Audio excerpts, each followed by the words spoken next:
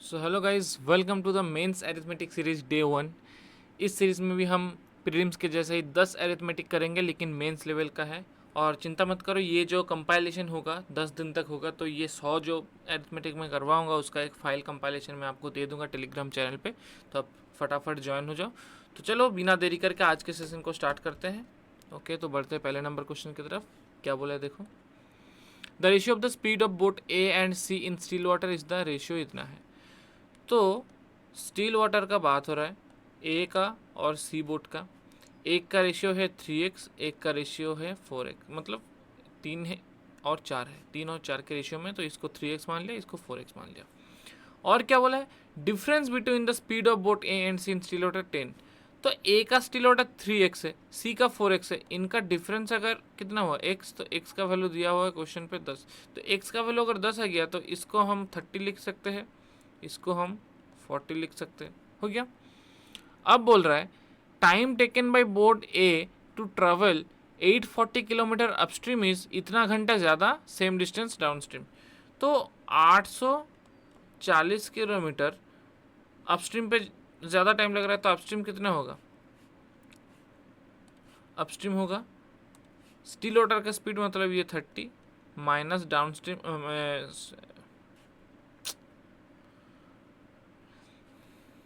तो okay guys, ये math देखो क्या बोला। The ratio of the speed of boat A and C in still water is 3:4। तो स्टील वाटर में ए का और सी का जो रेशियो है वो 3:4 है। तो इसको मैं 3x मान रहा हूँ, इसको मैं 4x मान रहा हूँ। और दोनों का डिफरेंस स्टील वाटर पे 10 है। तो इन दोनों का डिफरेंस कितना होगा? x। तो x का वैल्यू अगर 10 हुआ तो ये 3x का वैल्यू हो जाएगा 30, ये 4x का वैल्यू हो जाएगा 40। हो गया। अब बोला क्या है, तो ये हो गया अपना स्टील। और करंट का स्पीड ही पूछा है, तो इसको हम y मान लेते हैं। पूछा क्या है, the time taken by boat A to travel 840 kilometer upstream. तो 840 किलोमीटर अपस्ट्रीम जाने में इसको कितना टाइम लगेगा? इतना टाइम लगेगा। ये इतना घंटे ज़्यादा है, सेम बोट अगर डाउनस्ट्रीम पे चलता। तो मैं ऐसा लिख सकता हूँ ना, इसका वैल्यू हो गया अपना 35/3। हो गया। नीचे वाले को मल्टीप्लाई करो तो कितना होगा? ये 900 माइनस का y², ऊपर कितना हो जाएगा? एक काम करो, 840 कॉमन लेके इधर भेज दो। तो 35/3 इंटू 840 नीचे आ जाएगा 1/840। इसको 35 से काटो, 35 दूनी और ये 4, तो ये कितना हो जाएगा? 1/72 हो गया। और ऊपर कितना आएगा? 30 plus Y minus 30 plus Y. तो इधर से y 30 कट गया। तो 2y मतलब 900 माइनस y² इक्वल्स टू कितना आ जाएगा? 144y। तो इसको हम क्वाड्रेटिक के फॉर्म में अगर लिखे तो y² plus 144y minus 900 equals to 0। इसका दो रूट क्या होगा? प्लस है माइनस है, तो ये माइनस हो जाएगा, ये प्लस हो जाएगा। देखो 150 और 6, तो ये 150 हो गया और ये 6 हो गया। तो y का वैल्यू तो नेगेटिव नहीं होगा, तो y का वैल्यू आ गया 6। तो y हमने क्या पकड़ा था? करंट। पूछा क्या है? करंट का स्पीड पूछा है, तो option number D is the correct answer. हो गया। अगला क्वेश्चन देखो क्या बोला है, the ratio of the speed of the two boat in still water 4:5। तो ए का दिया हुआ है, बी का दिया हुआ है। स्टील वाटर में कितना है? इसका 4x मान लो, इसका 5x मान लो। Total time taken by boat A to travel इतना kilometre upstream and return back at the same distance. तो इतना किलोमीटर जाने में और आने में इसको टोटल 176 घंटे लग रहा है। तो और स्ट्रीम का, तो करंट का कितना दिया हुआ है? करंट का डेटा 5 किलोमीटर पर आवर। तो मैं ये कह सकता हूँ कि 3465 डाउन स्ट्रीम पे जाएगा, तो 4x प्लस 5, और सेम डिस्टेंस जब आना होगा तो अपस्ट्रीम पे आएगा, तो 4x माइनस 5। ये जो टोटल टाइम लग रहा है ये 176 है। यहाँ से मैं कह सकता हूँ। अब देखो, इसको सॉल्व करने का एक मेथड है। आपको इतना बड़ा कैलकुलेशन मैंने पिछले मैथ्स में छोटा था इसलिए कर दिया था, ये आपका बहुत बड़ा नंबर है, तो आपको कैसे करना होगा? अब देखो, आपको ऊपर वाला जो नंबर है ये 3465, इसको देख के आपको समझ में आ रहा है कि ये 5 से ही कटेगा। ठीक है, क्योंकि लास्ट में 5 है तो ये 5 के मल्टीपल से ही कटेगा। तो नीचे भी हम मुझे ऐसा नंबर चाहिए जो 5 का मल्टीपल हो। तो x को मैं अगर 1 बिठाता हूँ तो ये तो 9 हो जाता है, तो ये तो 5 का मल्टीपल नहीं है। अगर मैं 2 बिठाता हूँ तो 13 हो जाएगा, ये भी 5 का मल्टीपल नहीं है। अगर मैं x के जगह 3 बिठाता हूँ तो ये 17 हो जाएगा, ये भी 5। तो मुझे x का वैल्यू भी 5 के मल्टीपल में बिठाना होगा। अब देखो ना, x को तुम 5 बिठाओ तो ये 5 4 20 और ये 25, हाँ 25 5 का मल्टीपल होता है।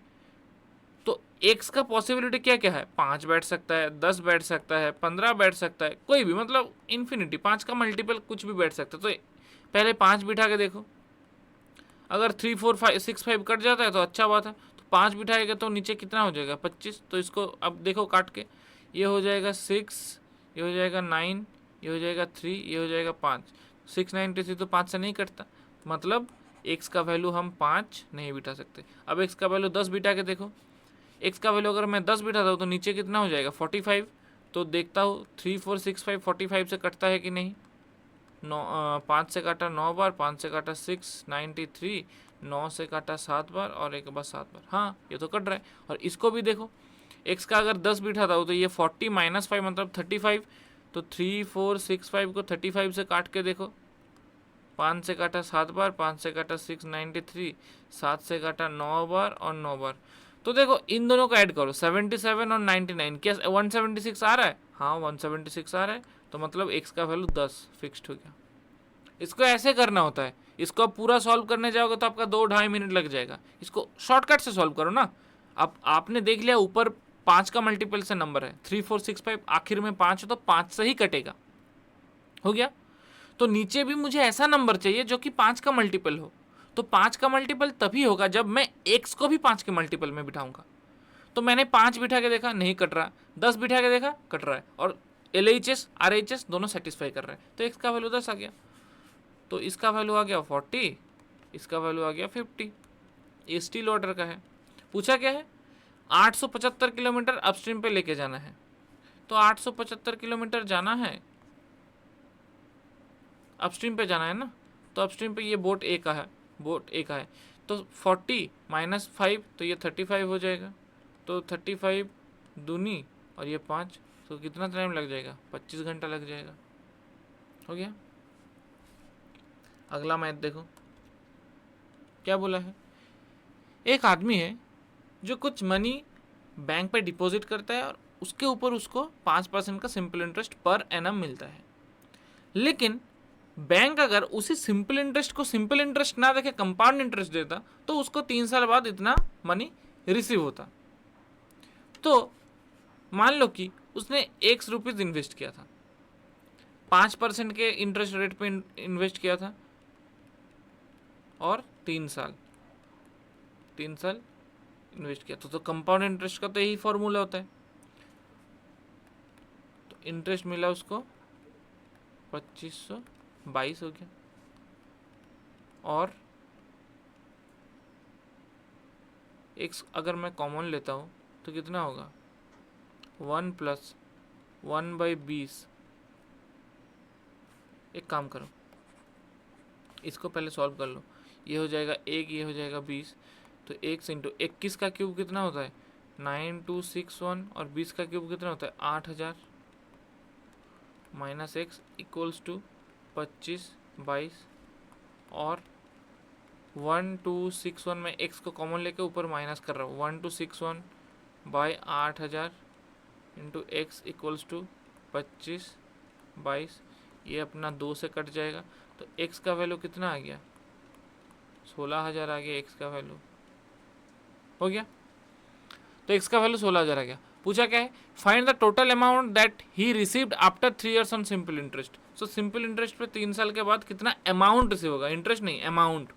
तो 16000 इंटू 5 इंटू 3/100, तो ये कितना होगा 16, और ये 15 कितना होता है 16, और ये 15 होता है अपना 80, और ये 240, तो 240, तो 2400 रुपये। ये अपना सिंपल इंटरेस्ट हो गया, नॉट द अमाउंट। तो अमाउंट कितना होगा, 16000 में ये ऐड कर दो तो कितना हो जाएगा 18400 रुपये। तो option number A is the correct answer, हो गया। मेंस का एरिथमेटिक वैसा ही है, मतलब 2-3 प्रीलिम्स का सवाल जोड़ लो तो मेंस का एक एरिथमेटिक बन जाता है। ये इतना टफ नहीं है, थोड़ा पढ़ने मतलब पढ़ पढ़ के करना होगा, थोड़ा लाइन बाय लाइन पढ़ना है। अब क्या बोले देखो, एक फादर है जिन्होंने 5,000 रुपया बैंक में डाला है 10% के सिंपल इंटरेस्ट रेट पे 5 साल, और 5 साल बाद जो मनी उसको रिसीव हुआ एज ए इंटरेस्ट, तो पहला काम तो हमको सिंपल इंटरेस्ट निकालना होगा। 5,000 रुपये का 10% रेट पे 5 साल के लिए सिंपल इंटरेस्ट कितना होगा, 2,500 रुपया। तो अब ये जो 2,500 रुपया है ये उसने अपने बेटे को दे दिया कि लो बेटा 2,500 रुपये रख लो। उसने बेटे ने क्या किया, उसके बेटे ने ये 2,500 रुपये लेके बैंक में गया और उसको 4% के एनम में 2 साल तक के लिए कंपाउंड इंटरेस्ट पे डाल दिया। तो पूछा क्या है, 2 साल के बाद उसको कितना अमाउंट रिसीव होगा, तो 2,500 इंटू 1 प्लस आर मतलब 4/100 कितना साल, 2 साल, तो ये 25 हो गया। तो 25 और ये 26, तो 26 का स्क्वायर कितना होता है, 26 का स्क्वायर होता है 676 और नीचे हो जाएगा 625। 5 से काटो 125, 5 से काटा 500, 125 से काटा 4 बार, तो 676 इंटू 4 मतलब 6 4 24, 7 4 28 और ये 2 30 और 24 और ये 27 मतलब 2704। Option number D is the correct answer. हो गया, कुछ नहीं है, मेंस का मैथ भी सिंपल ही होता है, थोड़ा पढ़ पढ़ के करना होता है। इसको देखो क्या बोला है, pipe A can fill the tank in 1 hour. तो पाइप ए है जो कि एक टैंक को 1 घंटे में भर रहा है, ठीक है, और हर घंटे इसका एफिशिएंसी डिक्रीज होता है।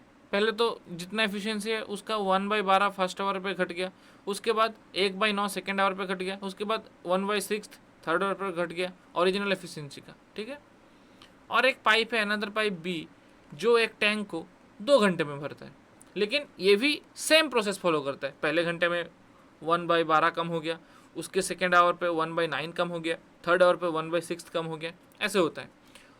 तो पूछा क्या है, find the time taken by the both, दोनों का मतलब ए प्लस बी का मुझे पूछा है 7/24 of the capacity with their varying efficiency. तो एक 1/12, 1/9 और 1/6 इन तीनों के एलसीएम कितना होगा, या तो 36 होगा या तो 72 होगा। देखो ना, या तो 36 हो जाएगा या तो 72 हो जाएगा। तो मैं 72 ले रहा हूँ क्योंकि काटने में इजी होगा, जितना बड़ा नंबर लोगे काटने में उतना ही इजी होगा, ठीक है। तो इस हिसाब से अब देखो ए 1 घंटा में काम करता है, तो इस हिसाब से ए का एफिशिएंसी कितना हो गया, ए का एफिशिएंसी हो गया 72 और बी का एफिशिएंसी हो गया 36। तो ये जो 70 है ये अपना टोटल वर्क है। तो total work by time equals to efficiency, same total work by B का टाइम इक्वल्स टू बी का एफिशिएंसी। तो ए का एफिशिएंसी है 72, बी का एफिशिएंसी है 36। हो गया। अब दोनों को मिलके मतलब ए और बी को मिलके टोटल वर्क का 7/24 भरना है। तो 72 का 7/24 कितना होता है, 21। तो इन लोगों को सिर्फ 21 लीटर टैंक भरना है, 72 लीटर टोटल है लेकिन इनको भरना है 21 लीटर। तो ये कितने घंटे में भर गया, तो ए पहले घंटे में कितना एफिशिएंसी से काम करेगा, 72 इंटू ओरिजिनल एफिशिएंसी तो 72 है, ओरिजिनल एफिशिएंसी 72 है, उसका 1/12 तो इसका 1/12 प्लस बी पहले घंटे में कितना एफिशिएंसी से काम करेगा, सेम 1/12। तो ये हो गया इनका पहला घंटा, ये हो गया अपना फर्स्ट आवर ये लोग इतना काम करेगा। तो ये 6 और ये 3 मतलब ये 9 लीटर टैंक भर देगा। सेकेंड घंटे में मतलब दूसरे आवर पे कितना काम करेगा, 72 का 9 और ये भी 36 का 9, तो ये 8 और ये 4 मतलब 12 लीटर काम कर देगा। देखो ना सेकेंड आवर पे बोला है कि 1/9 है ओरिजिनल एफिशिएंसी का, पहले घंटे में जैसे 1/12 था, सेकेंड घंटे में 1/9 थे तो 12 लीटर। तो टोटल 2 घंटे के बाद कितना लीटर भर दिया, 21 लीटर, और उनको भरना भी था 21 लीटर, तो हो गया उनका काम। तो कितना घंटा लगा, पहला घंटा 2 घंटा मतलब 2 घंटा लगा। तो ऑप्शन नंबर 1 हो गया। कुछ नहीं है, थोड़ा रिपीट मोड पे देख लो, आपको समझ में आ जाएगा। अगले क्वेश्चन पे चलते हैं। क्या बोला है, एक पर्सन है जिन्होंने इतना परसेंट इनकम का खर्च किया है। तो पूरा मुझे क्वेश्चन पे सिर्फ परसेंटेज और एक्स दिख रहा है, कोई मतलब एग्जैक्ट डेटा नहीं दिख रहा। तो एक मान लो कि उसका जो लेट कर लो, उसका जो मंथली इनकम है वो 100 रुपया है, ठीक है। तो अब उसका स्पेंडिंग देखो, उसने खर्च का मतलब खर्चा कहाँ कहाँ पे किया। X% मतलब X रुपया खर्चा किया, किस पे, रेंट पे, रेंट पे X रुपया खर्चा किया। फूड पे कितना खर्चा किया, X + 10 हो गया। तो खर्चा हो गया कितना, 2X + 10। बाकी बचा कितना, रिमेनिंग कितना है, 100 में से 2X + 10 उसने खर्चा कर दिया। तो बाकी कितना बचा, 90 - 2X, यही तो बचा। फिर बोला ये जो बाकी जो बचा है उसका 36% उसने खर्चा कर दिया और बाकी का सेव कर रहा है। तो मुझे खर्चे में कोई इंटरेस्ट नहीं है, बाकी का सेव्स कितना कर रहा है, सेविंग्स, ये हो गया अपना सेविंग्स। सेविंग्स कितना कर रहा है, 36% अगर खर्चा कर दिया तो 64% सेव कर रहा है। तो 64% मतलब इतना सेव कर रहा है। और इसी का वैल्यू 32% ऑफ इस इनकम, इनकम 100 था, 100 का 32% कितना होता है, 32 होता है। तो इसको सॉल्व करो, 32 दूनी 64, 2 से काटा 50 बार, तो 50 उधर चला गया, तो 90 - 2x का वैल्यू हो गया 50, इधर से 2x का वैल्यू आ गया 40, x का वैल्यू आ गया 20। तो option number A is the correct answer. हो गया, कुछ नहीं है, सिंपल है। और ऐसा ही आपको आरआरबी पीओ मेंस, या फिर ये क्लरिकल का सवाल था, पिछले वाले सब पीओ मेंस का था, ये थोड़ा क्लरिकल का था। हो गया, ओके। तो ये वाला मैथ देखो क्या बोले, 6 ईयर्स के बाद पी एंड क्यू का जो एज का रेशियो है वो 5:4 है। तो पी का 6 साल बाद और क्यू का 6 साल बाद जो रेशियो है वो 5:4 है। और वाइल बिफोर 8 साल, मतलब 8 साल पहले आर का जो एज था, आर का 8 साल पहले कितना होगा, R-8, ये 75% ज़्यादा है। तो 75% ज़्यादा मतलब 7/4 होता है, किसके अगेंस्ट में, पी के। तो P-8। फिर क्या बोला, difference between the ages of R and S is 18 साल, मतलब आर और एस के बीच में एज डिफरेंस 18 साल का है और आर बड़ा है। तो मैं ये कह सकता हूँ कि आर इक्वल्स टू 18 + एस, ये तो मैं कह ही सकता हूँ इस लाइन से। तो ये आर का वैल्यू इधर वाली इक्वेशन पे पुट कर दो, तो ये कितना हो जाएगा, एस + 18 - 8, तो ये एस + 10 हो जाएगा, इक्वल्स टू 7/4 इंटू P-8। तो P-8 का वैल्यू कितना हो जाएगा, P-8/S + 10, इसका वैल्यू हो जाएगा अपना 4/7। हो गया। अब देखो, ध्यान से देखो, मुझे ऊपर ऐसा वैल्यू चाहिए जो कि 4 से कट जाएगा। ऊपर ये जो P-8 का जो वैल्यू होगा, ये पूरा का जो वैल्यू होगा, मतलब ये जो P-8 का जो वैल्यू है, ये मुझे 4 का मल्टीपल चाहिए, तभी तो 4 से काटेगा ना। राइट हैंड साइड पे ऊपर 4 है तो तभी तो 4 से काटेगा। अब 4 का मल्टीपल क्या क्या होता है, 4 होता है, 8 होता है, 12 होता है, 16 होता है, 20, 24, 28 ऐसा होता है। लेकिन ध्यान से देखो, क्या P-8 का वैल्यू 4 हो सकता है, क्या P-8 का वैल्यू 4 हो सकता है, क्यों नहीं हो सकता, क्योंकि भाई 4 से अगर तुम इधर से 4 बिठाओगे तो ये 1 से कट जाएगा, तो S का वैल्यू नेगेटिव में आ जाएगा। देखो ना, P-8 का वैल्यू अगर मैं 4 बिठाता हूँ तो ये 4 कट के 1 हो जाएगा, तो S + 10 का वैल्यू कितना हो जाएगा, 7 आ जाएगा, तो S का वैल्यू तो -3 आ जाएगा। तो ये तो पॉसिबल नहीं है, ठीक है। तो ये 4 नहीं हो सकता। क्या 8 हो सकता है, अगर मैं 8 बिठाता हूँ तो S का वैल्यू 4 आएगा, S का वैल्यू अगर मेरा 4 आया तो R का वैल्यू 22 आएगा। और मैं अगर P-8 का वैल्यू मैं अगर 8 बिठाता भी हूँ, मैं अगर मान लो कि इसको 8 बिठाता हूँ, तो P का वैल्यू इधर से कितना आएगा, 16 आएगा। तो P का वैल्यू 6 साल बाद कितना होगा, 22 होगा। लेकिन इधर क्या बोला है, 6 साल बाद P का वैल्यू 5 के मल्टीपल में होना चाहिए, तो 22 थोड़ी ना 5 के मल्टीपल होता है, तो 4 और 8 नहीं बैठ सकता। उसके बाद वाला कुछ भी बिठा के चेक करते हैं, 12 बिठा के चेक करो। इसको मैं अगर 12 बिठाता हूँ तो P का वैल्यू इधर से 20 आता है, और 6 साल बाद कितना होगा, 26 होगा। तो 26 थोड़ी ना 5 का मल्टीपल होता है, तो 12 भी नहीं होगा। अब P का वैल्यू 16 बिठा के देखो, इसका वैल्यू मतलब टोटल का वैल्यू 16 बिठा के देखो, तो P का वैल्यू 24 आ रहा है, ये प्रेजेंट एज है। तो 6 साल बाद कितना होगा, 30 होगा। 30 5 का मल्टीपल होता है, हाँ होता है, तो 16 बिठा सकते हैं। तो P माइनस 8 का वैल्यू अगर 16 हो गया तो P का एक्चुअल एज हो गया, मतलब प्रेजेंट एज 24 हो गया, और ये अगर 16 हो गया तो ये 28 हो जाएगा, तो एस अपना 18 हो जाएगा। एस 18 हो गया तो आर अपना 36 हो जाएगा, और पी का 6 साल बाद अगर 30 हुआ तो क्यू का भी 6 साल बाद कितना हो जाएगा, 24 हो जाएगा, मतलब क्यू का भी प्रेजेंट एज अपना 18 हो जाएगा। या फिर आप इधर से भी बिठा सकते हो देख के, ठीक है। हो गया, चारों का मेरा एज आ गया। मुझे पूछा क्या है, possible average, minimum possible average, तो मिनिमम मैंने 16 बिठाया, 16 के ऊपर वाले भी हो सकता है, हो भी सकता है कि मैंने 20 बिठाया हो गया, 24 बिठाया हो गया, लेकिन मुझे मिनिमम सबसे कम वाला चाहिए, तो कम से कम मेरा 16 हो रहा है। अब मुझे एवरेज एज चाहिए क्यू और एस का, तो क्यू का 18 है, एस का 18 है, तो इनका एवरेज कितना होगा, इनका भी एवरेज 18 ही होगा, तो option number E is the correct answer. हो गया, ओके। तो ये वाले क्वेश्चन को देखो क्या बोला है, cost price of item A is इतना and cost price of item B is इतना, ठीक है। तो ए एक आइटम है, बी एक आइटम है, इसका भी कॉस्ट प्राइस दिया हुआ है, इसका भी कॉस्ट प्राइस दिया हुआ है, कितना दिया हुआ है, एक्स प्लस 80 दिया हुआ है, और इसका दिया हुआ है 2x प्लस 60। पूछा क्या है, ए को कुछ मार्कअप किया है और मार्कअप के ऊपर 40% मार्कअप किया, 10% डिस्काउंट दिया, और आइटम बी को 60% मार्कअप किया और 25% का डिस्काउंट दिया, ठीक है। तो इसको मार्कअप करो 40%, तो x प्लस 80 को अगर मैं 40% मार्कअप करता हूँ तो 40% बढ़ाता हूँ, मतलब 40% कितना होता है 2/5, तो ये हो जाएगा अपना 7/5, और 10% डिस्काउंट दे रहा हो तो मतलब 9/10, तो ये हो जाएगा अपना फाइनल सेलिंग प्राइस। इतना तक, इतना ये 7/5 तक मार्क प्राइस था, उसके ऊपर 10% का डिस्काउंट, मतलब 9/10, इसको मैं एक बारी में लिख दिया।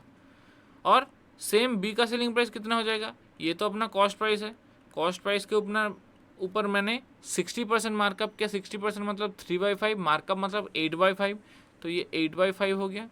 तो ये हो गया अपना मार्क प्राइस, उसके ऊपर 25% डिस्काउंट, मतलब ये 3/4, तो ये 4 से काटा 2 बार तो कितना हो गया 6, मतलब अंदर गया तो 12x प्लस 360/5, और इधर 9 7 63, 63x प्लस ये कितना हो जाएगा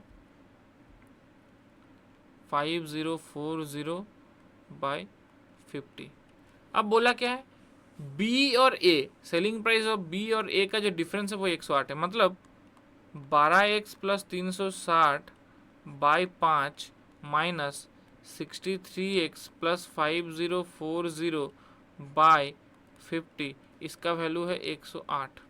कैलकुलेट करो तो 50 अपना एलसीएम हो जाएगा, ऊपर हो जाएगा 120x प्लस 3600 माइनस का 63x माइनस का 5040 इक्वल्स टू 108, तो ये हो जाएगा अपना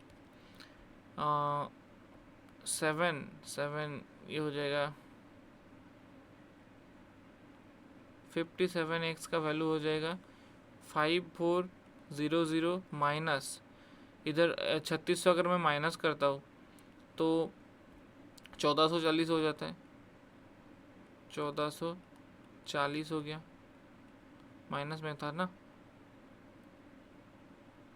हाँ माइनस में था, तो ये प्लस हो जाएगा, तो इसका वैल्यू कितना हो जाएगा 6840/57x, तो इसमें से x का वैल्यू कितना जाएगा 120, तो x का वैल्यू मुझे 120 आ गया।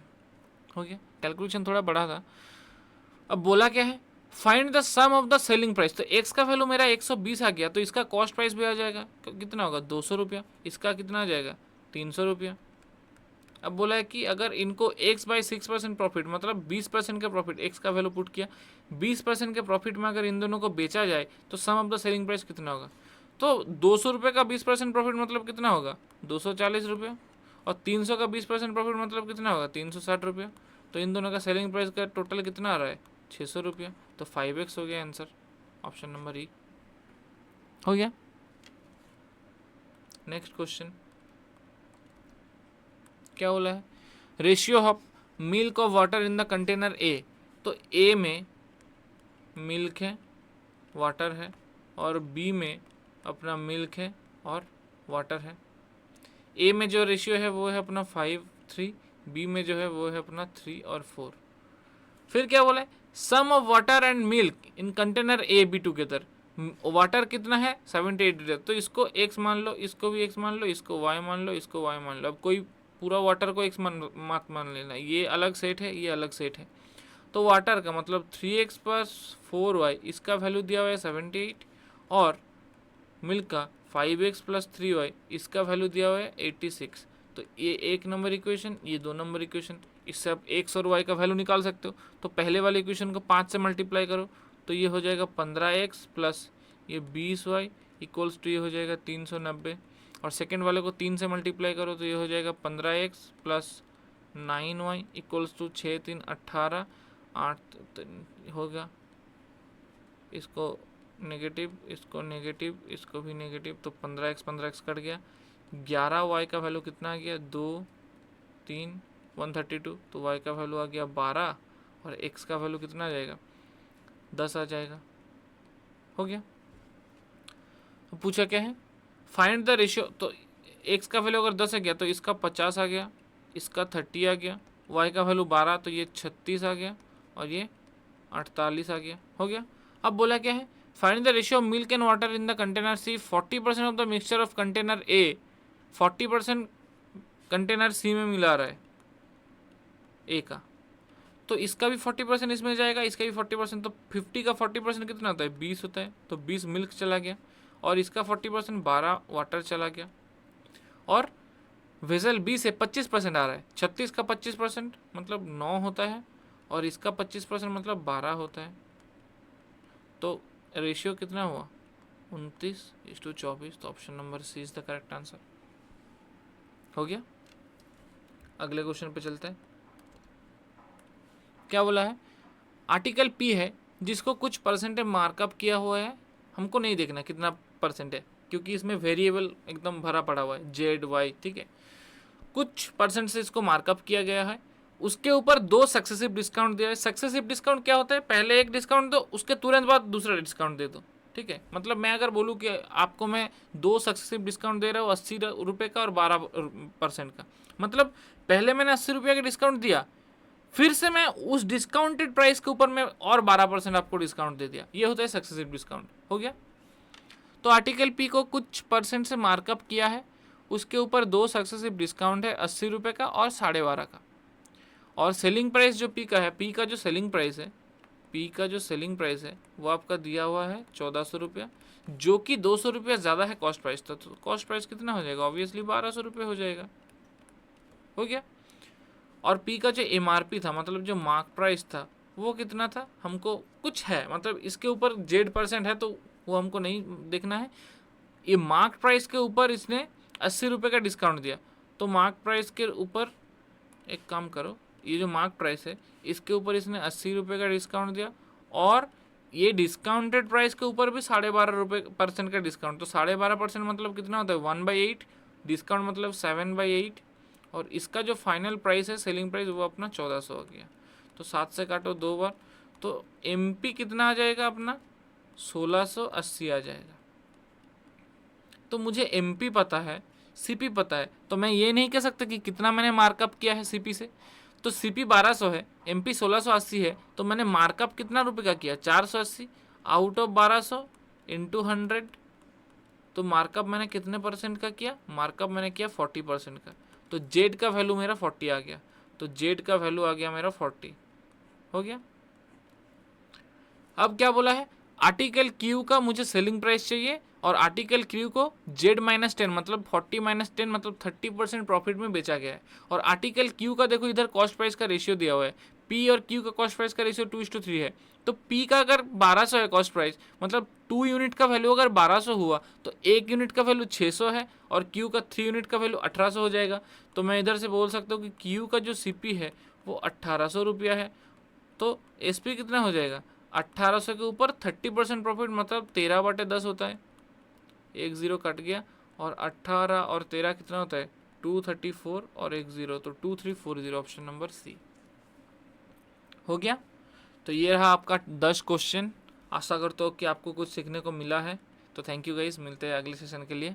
तो तब तक के लिए do subscribe the channel and thank you guys.